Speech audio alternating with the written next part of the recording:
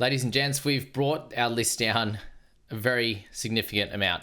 We're up in the 150 mark, and now we've got 61 people I think you should, and what I'm looking at, coming into these trials and looking into my round one side. I have shortened it a little bit for the private group, just because I think there's a few guys in this list that I probably won't go near personally. But if they showed something crazy in the trials, then could potentially be a solid one. And I know everyone has different opinions, so I want to widen the list just a little bit for you guys. But 61 players to fit into 21 spots. I think this is going to be a fun one for you. We're going to go down the list from hooker all the way through to wing fullback. And to kick things off in hooker, I think there's a few guys that you can look at, to be honest with you, and it's going to depend on how things set up. And the unfortunate news we just got of Blake Moser having a shoulder issue. So it does look like at this stage it'll be Pakes and probably Walters in that slot. So I do think you have to look at Corey Pakes at 300k. Mamazelis, obviously a lock in most people's sides at 319. Tom Starling has plenty that could go right if he does start. It looks like he's going to get that first crack in this trial. And then the two guns that I'm looking at personally are Watson and Grant at 663 and 730. Both slightly different situations, but both can have tremendous starts right now in round one. And then round two is going to be the big question mark. How much of a lead can Mr. Connor Watson end up with over Grant after 2 rounds? And can Grant catch it up? Almost being 70k more expensive, but is probably likely to outscore him just. So that is the big question on the guns. And are you going for 1 or 2 cheapies in the hookers? For the mids, it increases dramatically. There's a few top guys I'm looking at in Isaiah Yeo and Payne Haas. Simple as you like. You got the 2 best scorers in the position. And then when you're looking down a little bit lower, you got a bunch of these guys from May to Hopgood.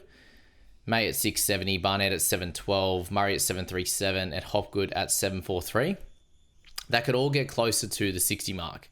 And that's the positive as to why you would go for these guys. You drop down that 100, 120k, whatever it is from Haas as well, to go to Hopgood, who is coming off surgery as well and issues with his back. You've got Murray that's had issues with his hand, wrist, and Barnett, unsure if he's going to increase in minutes or if his massive minutes was more of a flash in the pan / all the injuries that they did have.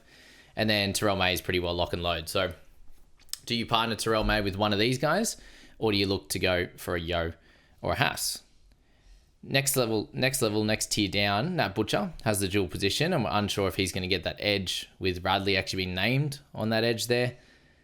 Crichton's going to be on the other side, so which side is he going to sit on this weekend, and is he actually going to get that start? And if he doesn't, we can put a line through Nat Butcher. Now, Fisher, Harris, and Horsburgh, I've got them in a very similar bucket at 550 and 600k, just because they have the potential, I think, to become keepers. But are they actually going to fulfill that pipe dream that we've got for ourselves? Fish moving to the Wars, Horsburgh getting back into favour, but probably not in the lock position where he scored all his best points. Is he going to be a starting prop where he has a very small sample size of potentially doing well? These are the questions there that you do have to ask yourself. Moving on to the next little tier in the mids, it is Clark and Seafarth there. Both guys that have scored really well in the role that we want. Clark at 13, Seafarth on the edge. And if they do get that spot, they have tremendous value for sure.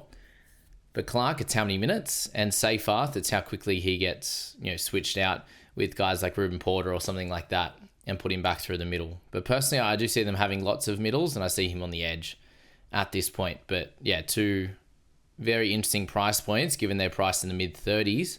They have to be 45 or so for it to be worth it in your side, and we aren't sure at this point. Now, Fahu White, does he get the starting prop role? At the moment in this trial, he will be, but Lindsay Collins isn't there. If he gets the starting prop, there is some value, but the question is going to be how much, and I think that's dependent on their bench in round 1. So follow him in the trials, see how he looks, and wait for their round 1 teams. Royce Hunt and Tom Amone, both guys that are very cheap, 275 and 250, and could definitely play a part in our sides, but is the minutes going to be available for these two? We know that they have really solid PPMs, and Amone's been playing really big minutes at the Lee Leopards in England. So is he going to get any type of minutes near 30, or is he going to be coming through Cup or a very short roll off the bench, which we've seen the Dogs do. On the edge position, we've got Crichton. You have to have him in your sights, given he has 60 plus. He has 60 plus averages in 3 different years. And we know last year when he played big minutes on the edge, he was up in the high 50s and is priced well under that in the 53 to 54 type of range. So that's Crichton.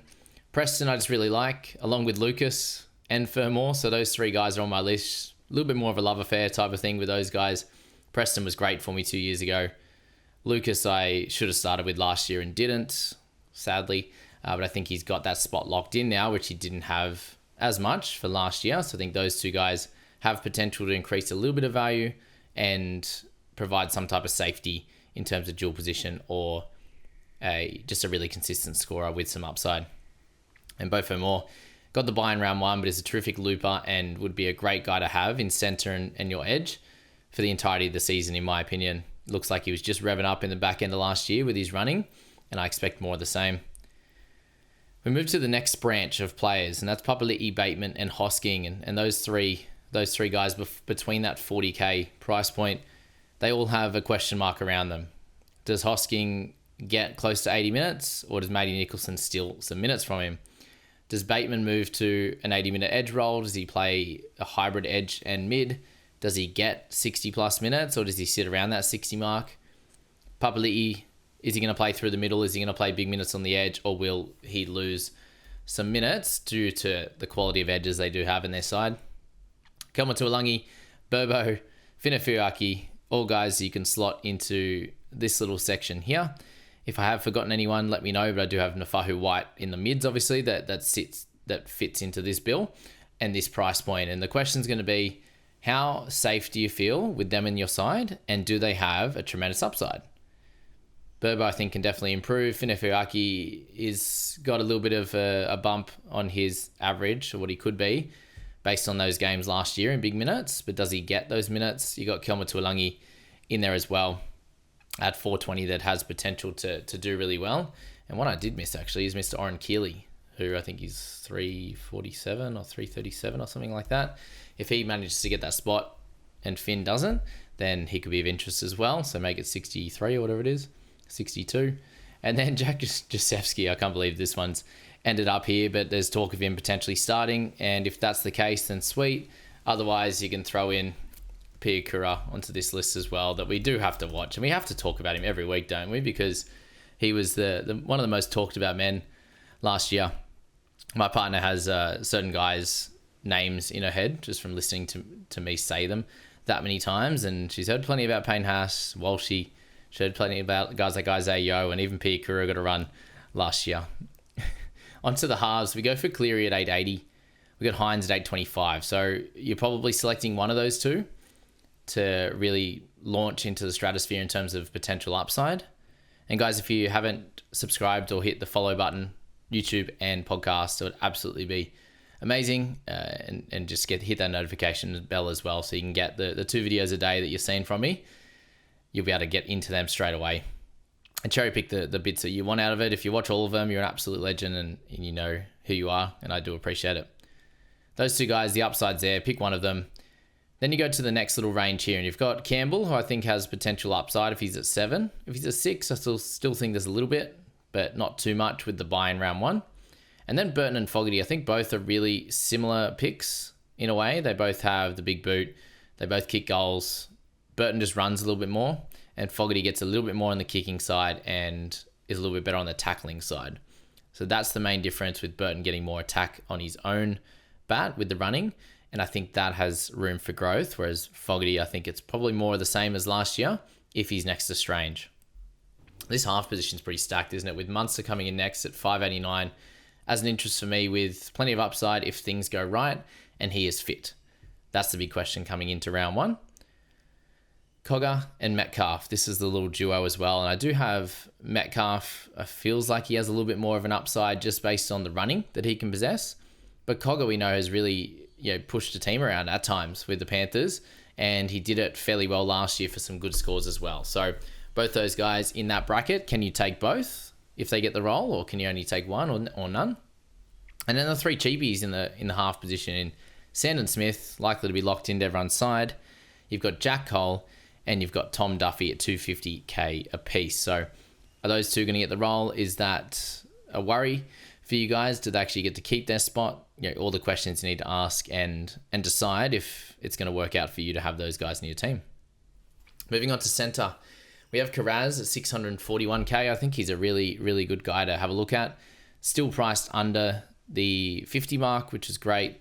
And then you've got Garrick, so at 583. He's a little bit cheaper. Probably has similar upside at times. I think they can both be 50 kind of average guys. Karaz probably a tiny bit extra. And I do think Garrick coming in a bit fresher, not carrying this back issue that Karaz has, and 60k less expensive with the goal kicking, has a better starting draw. But I think Karaz over the whole season could be a little bit better and potentially for some more and potential for more upside. So it's an interesting one for sure. At that bracket in the centres, Isaac Tungo, we have to talk about him considering he went near 50 the year before. So priced at 500, there's definitely some upside, but the question is going to be how much. We get to Howarth as well at 450. With that edge and centre duel, he becomes pretty important, but I'm not sure if he's going to be the pick in round 1 or the correct pick in round 4 or something like that is kind of where I'm looking at. If things work out, I'll try and buy him then as a cut price, 40 odd average kind of guy. Jack Bird, 362 for him. He seems like a no-brainer if he gets the number 13 spot, regardless of injuries and the like. You back the upside. If you can get him for 5 weeks or something at that scoring in 50 minutes or something like that, he's 10 plus points of value. And if things happen poorly from there, he could leave your side at that point. If he's not there and named in 13, then you can move on. Or if he's named on the edge, then that could be okay as well. So we'll see how that one goes. But nothing at centre, please. Isaiah Tass at 325. More excited for him if he's at centre, but it's likely to see him on the wing. Unless Campbell Graham isn't well to start. He'll start in the centres and probably move out to the wing. Tamale with the Raiders, he has plenty of talent for sure. As a runner of the footy, excited to see him go out there and do his thing. But is it going to be for 1 week or is it going to be for multiple? Jackson Purdue is fighting with Zach Labart for that spot in the centres, it looks like. Is he going to be safe in that role or is he not? That's the big question again. Rob Toya, it looks like it's going to be 2 of him, Nwangani Tawaze, and Billy Smith. Does he get the role from the jump? If he does, I think he'll be in everyone's side. Wing fullback, this is a very interesting position. We've got Latrell at 800k, Ponga and Turbo at 730 and 700k. That's the big difference between the three of them. It's 100k between Latrell and Turbo, and 70k between Latrell Ponga, 30k between Ponga and Turbo. There's a little bit of a price difference between each, and they each have their own benefits and own issues, obviously. Ponga with the only early buy out of these three, but he has a tremendous first 3 draw. We're worried about their start in terms of the halves and everything like that and how their team goes, but he has 60 plus upside. Latrell's the best he's ever scored, but if he continues that role he had at times last year, he'll be tremendous, and it's Fitrell season, obviously. And then Turbo, if he's fit and firing, he could go well above his 52, 53 price point that he's at. Keeney with the buy in round 1 at 654. He's priced down a bit, obviously, in the high 40s, but he had 50 plus upside last year easily when he was on the park. So have a look at Keeney for sure. You got Pappy next at 530k. Can he get back to his glory? I hope he does. I'm not sure if he will, but I hope he does. Brimson and Marzu, they're in the same band here of prices of 482 and 481, and both in very different situations. Brimson, a chance of playing 6 if he does. I think he's a good pick. Marzu, a chance of a bounce back season after only scoring 7 tries and going 21 the year before. So he can get back to sort of 600k plus. Brimson can be a 600k plus guy as well. Is it going to happen from the jump? Is it going to happen at some point in the year? Potentially. And keep an eye out for that if it does. And then 5 to go with Junior Tupou. If he gets an opportunity with the Dolphins, I think he might be okay and take that jump. But the question is going to be, is he going to take the jump? Thinking of that price point, it's a bit sad that I haven't been able to fit in guys like David Mwale, who I think are going to have an out, are going to go really well this season. So have a look at him if you do like him or you're a Bunnies fan. I think he's going to jump out well. Iongi at 350k, starting fullback, lock him in. Nwangani Tawaze, 350k. If he gets that centre spot, I think he's going to be fairly solid. He's a big, strong rugby boy. He'll he should be able to work his way into that in a team that should be top 8. Not a bad pick at all. Ty Munro, 300k. Can he fulfill his potential? I'll be watching this All-Stars game and I can't wait to see how he plays. And then Rob Darby at 250k for the Cows. If he happens to get that round 1 opportunity, he will be in my side. So there's the 60-odd players that are of interest to me, my side, and probably should be in your thoughts as well. There's so many different combinations you can make out of these 60-odd players, and there's even more that some people haven't mentioned that some other people are interested in.